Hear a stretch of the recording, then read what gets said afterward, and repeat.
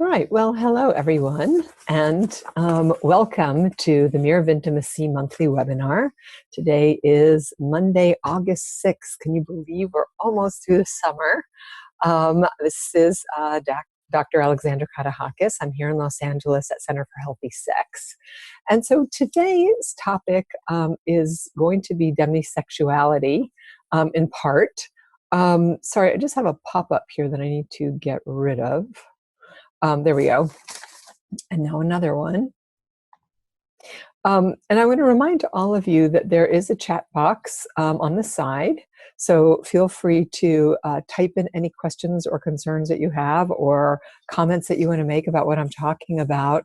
And also at the bottom of your screen, you can raise your hand if you have a question. If you want to speak live, hopefully we can organize that for you to be heard. Otherwise, chat away and I'll do my best to answer your questions.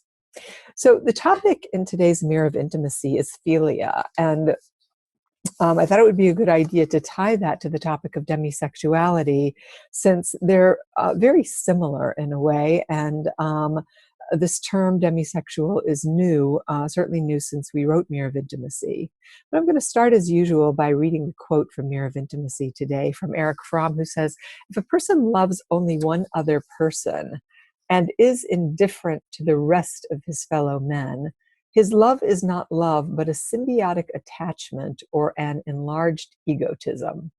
So I think his point here is that it's not enough to just love one person, that we have to love everyone, all people, all things. And the Greeks were very clever about naming different types of love. They have more than one word for love. And I think there are probably many, many words for love, and certainly poets have written about love from the beginning of time, trying to name it, define it, think about it. So the ancient Greeks talked about kind-hearted love as philia, and philia is a love that we have for friends or family members or close relatives, community. These are for people that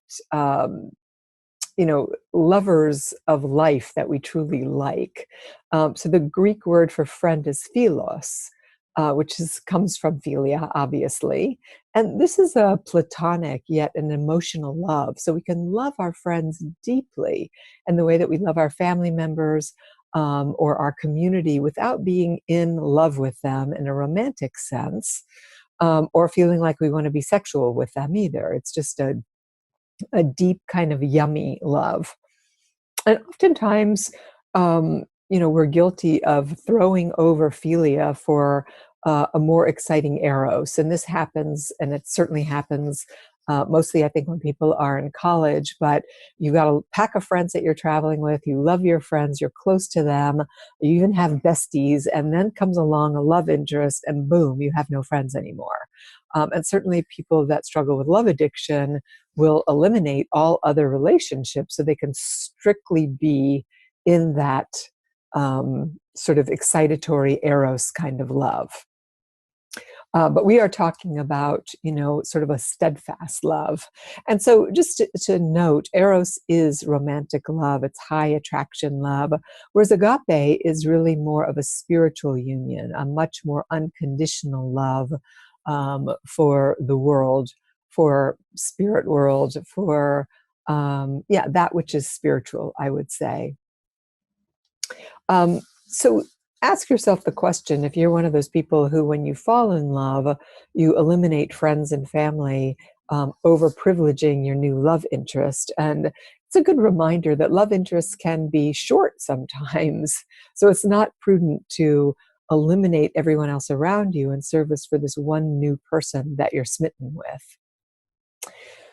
So I think it's important to question love that is limiting and to think about a broader base way of loving all the people in your life, and to really take stock of who is in your life that you love and what kind of love would you name that.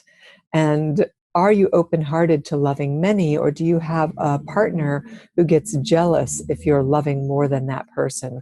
This notion of it's you and me against the world is a very insular notion. It's one that can create a lot of unhappiness for people, because we shouldn't really be getting all of our needs met from one person.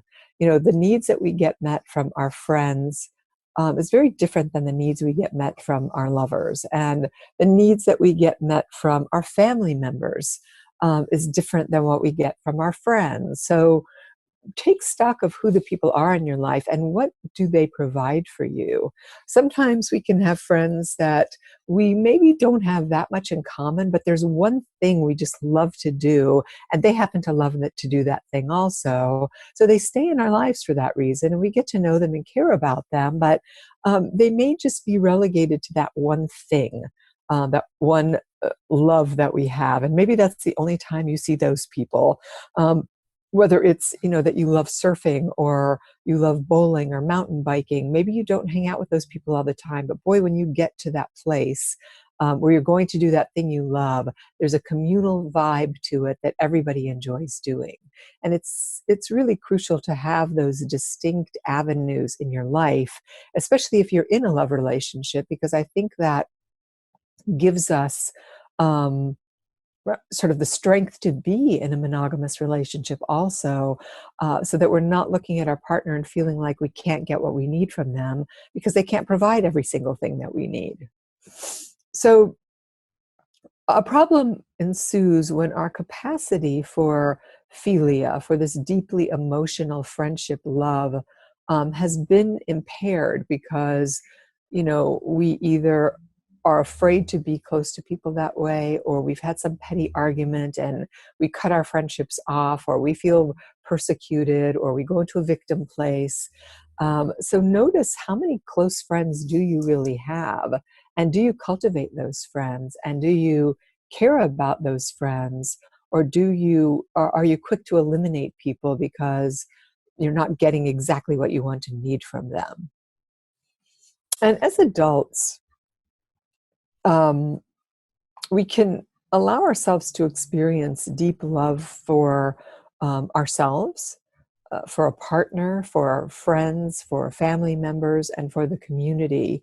So you want to cultivate this feeling of philia along with eros and agape. So you're not loving just on one note, one band note.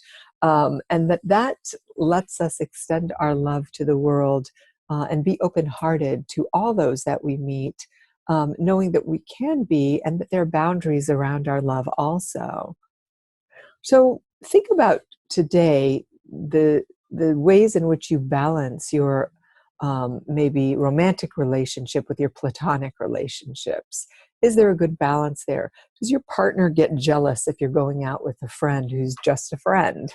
And are you in your honor and integrity by saying, yeah, they really are just a friend? Do you favor one over the other? Do you favor romantic love over friendship love? And if so, why is that? And can you hold both? Can you balance both? Somebody writes, if you would like to verbally ask a question, oh, right, that's from my office, actually, to remind you that you can raise your hand on this forum. So if you want to verbally ask a question, you can ask it out loud to me here. We'll take the mute off of your phone. And also, if you want to chat anonymously, you can do that here. Or you can also, there is a Q&A icon at the bottom of the screen that will ask you whether you want to submit your question anonymously or not. So feel free to chat any questions that you have right now. And also, do you rely on certain relationships to absorb all of your stress or all of your conflict? Or can you care for your conflicts yourself sometimes and show up for others in a way that is kind and courteous? So not just taking all the time from friendships or love relationships, but how do you give? How are you there as a buffer? What do you do?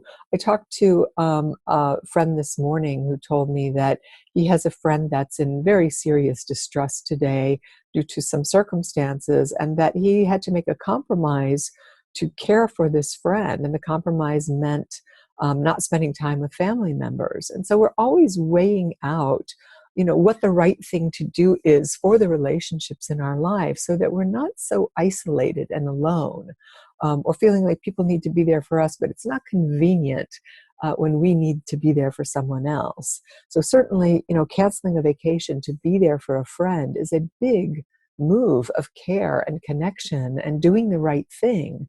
And you don't want to be sacrificing yourself constantly for other people, but you do want to look at the give and take and push and pull in relationship.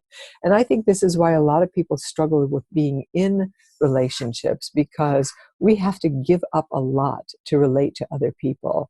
We have to give up our own self-centered concerns, and say, oh, wow, I had plans to do that, but I have a family member in town, so I'm going to cancel that to go do something that maybe I'm not going to enjoy that much. But being in their presence, staying in relationship, cultivating that care and love in relationship is really important to me. So play with those thoughts today. Who are your philia? Who are your friends, and how do you treat them? And so I think this is a nice segue into the topic of demisexuality. And that term is fairly new in the culture. But a demisexual is a person who doesn't experience sexual attraction right off the bat the way that other people might. Their sexual attraction only occurs from a strong emotional connection with someone. And that's precisely how I was defining philia, is that it's a strong, it's emotional relationship. It's platonic but emotional. And demisexuals get into platonic relationships, best friends, co-workers, people they enjoy being with, and they don't expect to have a strong emotional feeling. But once they do, that's when the sexual attraction ensues. So you can see how these two things go together.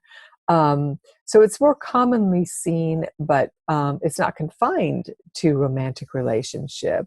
So it doesn't mean that demisexuals have an incomplete sexuality by any means, nor does it mean that their sexual attraction without emotional connection is required for a complete sexuality. I mean, a complete sexuality comes in a myriad of forms depending on how you define it for yourself.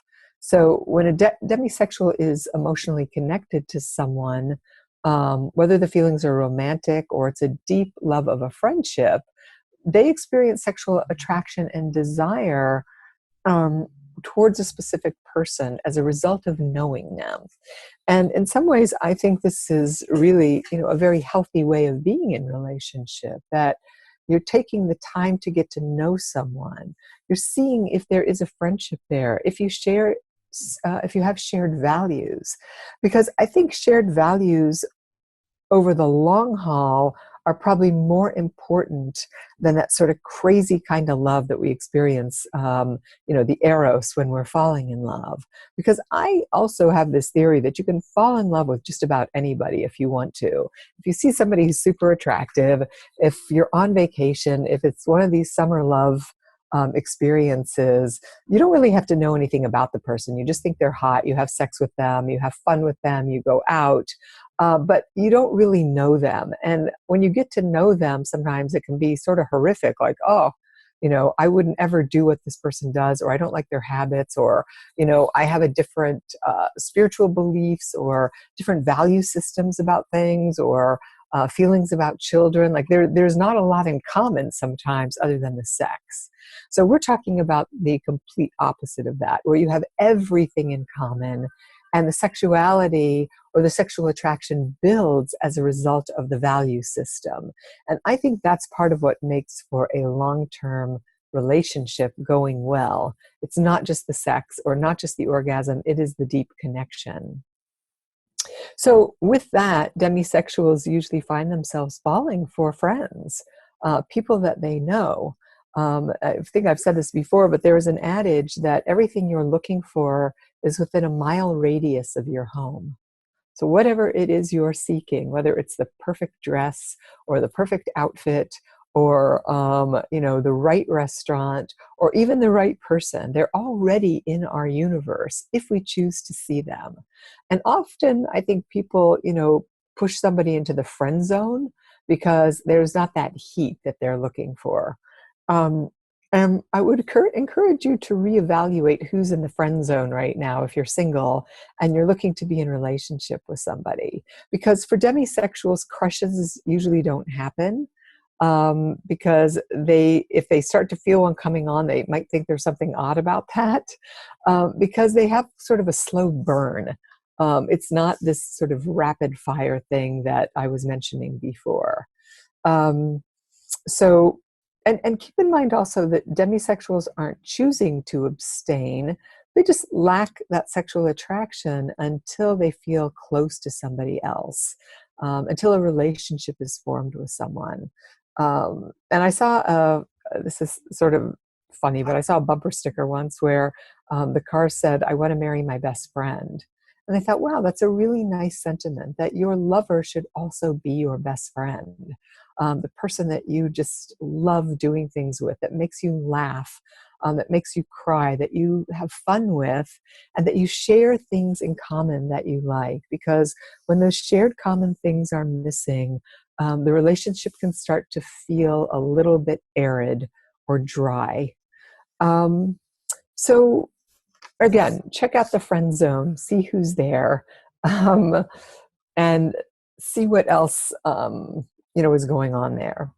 And I also want to note that demisexuals don't really have to do with, demisexuality doesn't have to do with gender identity. It has nothing to do with that at all, or sexual orientation. A person can be heterosexual and demisexual, or they can be gay and demisexual.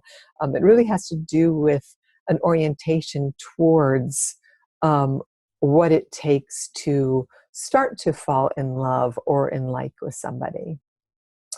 So it doesn't look like we have any questions here. So I do want to pause to see if I don't see any hands up and I don't see any texts here.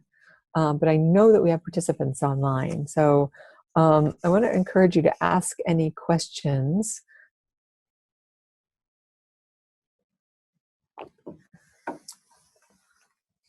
All right. Well, I want to, I guess, maybe leave you with a few thoughts then, is that you want to be careful about labels. I want you to think about this term demisexual and do some reading online about it. And make sure that it's specific to who you are so that it feels okay to you. It's just, it's just kind of a clever way of thinking about who I am. And somebody wrote to me recently and said they were relieved to have a definition for something they've known their whole life. So in some ways, labels can be very helpful, and other ways they can be sort of limiting. So see what fits best for you. Somebody writes, doesn't it seem that demisexuality is the ideal situation for the beginning of a relationship? And I said, yes, earlier, I do think that that's true. That the notion of demisexuality, first of all, I just want to clarify this, is that the person doesn't have that natural response to sexual attraction right off the bat. So if you do have that natural response to sexual attraction off the bat, you may do well to adopt some of what's inherently sort of wired into someone who's demisexual, which is to slow down, is to put on the brakes. Demisexual people aren't putting on the brakes. It's just naturally how they are. They're naturally going to get to know somebody. And if something develops, then they're surprised by it, but they're not seeking that. For those of us who aren't demisexual, it's a good idea to slow down and to create and cultivate a friendship with somebody, to get to know them before you lunge at the sex. Um, if you overcome lust, or at least initial feelings of lust, wouldn't it make sense that you would take your time to get to know a partner before entering into relationship or acting on your feeling of attraction? I guess there's no right or wrong way to start a relationship, and you should do what works for you. And I would say that's true, that if you overcome the lust, it- and you can sort of slow things down and ask yourself, well, why do I really want to have sex with that person? Maybe it's just because it would feel good, and you also know that, yeah, that person and I don't really share the same values, but I like them, they're fun, and casual sex would be fun right now, so that's what I'm going to do. That's fine. But if it's somebody that you think you might be interested in, of course it makes sense to kind of slow things down and take your time getting to know that person, because I would also argue that the sexual charge builds, the excitation builds. The more you get to know the person, the more you like who they are and what they're about and what they stand for, the more erotic the sex is going to feel if you wait. So there is no right or wrong way to start a relationship. I'm just suggesting with, demisexuals that you consider letting nature take its course and doing what's right for you, depending on what's true for you. And that brings me to the topic of dating and online dating. Online dating um, maybe is not the best thing for demisexuals, since their attraction really relates to the connection with somebody. And you're not going to make a connection on online dating. You're just not, because it's a very swift way of meeting somebody. So swiping through a ton of faces is not going to do it for the demisexual. The demisexual should join clubs. Find a thing that interests you, whether it's music or the outdoors, like hiking, or a book club or something along that line, where you put yourself in a milieu where there are actual people, and you get to see those people over and over and over again, and get to know them and hang out with them. Because oftentimes with clubs and groups, people go out for meals together. They don't go by themselves. They go in, small tribes, and that repeated fellowship is what has people starting to get to know people, and starting to figure out whether they like somebody or not. So I think that's where more success comes, is in community and meeting people through friends also.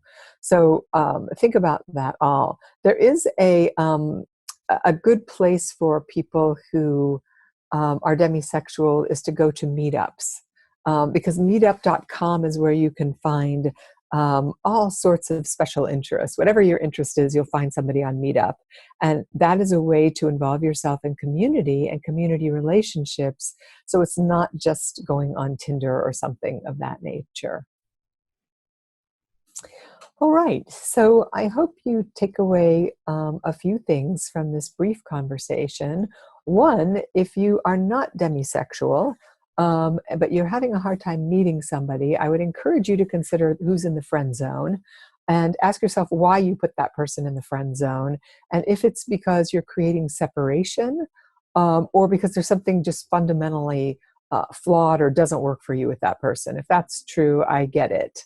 But if not, ask yourself what that's about, and maybe start to go out with that friend and spend some time with them. Because you may find that you can learn from the demisexuals, which is that the more you cultivate a friendship with them, the more you really like the person, the more sexually attracted you'll find yourself. And for those that you are demisexual, don't label yourself as there's something wrong with you, or that you're challenged in some ways that isn't okay. Just know that it's getting to know someone that really builds attraction for you, and that's perfectly fine. And actually, more people could use a lot of that. Um, and also that you're not alone, that sexuality is incredibly complex and fluid today. And more we're having these conversations about different sexuality on a continuum, that you have no idea what a person's sexuality is when you meet them. And take that into consideration just as you go through your life today also. I'm becoming more and more just acutely aware of that when I meet people. that my assumption is that they're heterosexual or they're gay, like this really strictly binary way of thinking about it. And increasingly, as I talk to people and I start to query them about their sexuality, I find that people are into all sorts of different combinations and versions of their own self also, that sexuality changes over time, and that people are willing to be more fluid and more experimental and open.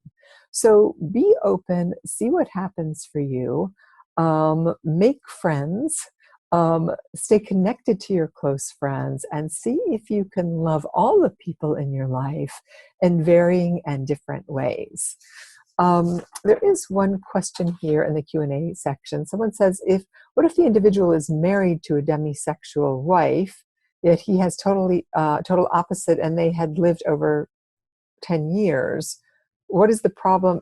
What if but this problem in the sex department still exists? So somebody's married to someone who's demisexual. Okay. Obviously, they had enough of a friendship that they were able to get married, and they've lived together for over 10 years, but there's still a sexuality problem. Well, then I would say that this is a couple that really needs to go to sex therapy, because that's a difference in mismatched desire. And so somebody's got a high desire and somebody's got a lower desire. And it's not because they don't know the person. They've been living with them for 10 years. So that's not a reason for not being sexual. There must be another reason that the people are not being sexual with each other. And I think that's going to require sort of a longer process of communicating and unpacking what's going on in that particular relationship. All right, so I don't see any other questions at this juncture. I want to remind all of you that you can find Mirror of Intimacy at Amazon.com.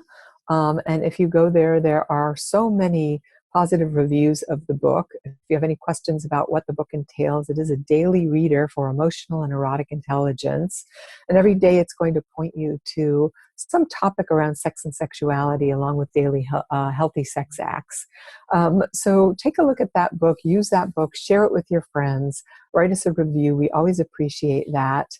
And I hope you can show up today, balance your romantic and platonic relationships, and that you love well.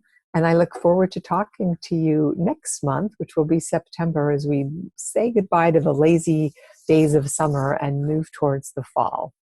If you have any questions, you can also call our intake department at 310-843-9902.